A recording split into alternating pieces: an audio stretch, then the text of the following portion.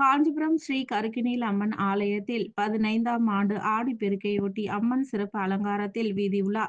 காஞ்சிபுரம் பிள்ளையார்பாளையம் புதுப்பாளையம் தெருவில் அமர்ந்து அருள்பாலித்து வரும் அருள்மிகு ஸ்ரீ கருக்கினில் அமர்ந்தவள் ஆலயத்தில் 15வது ஆண்டு ஆடிப்பெருக்கு விழா விமர்சையாக நடைபெற்றது.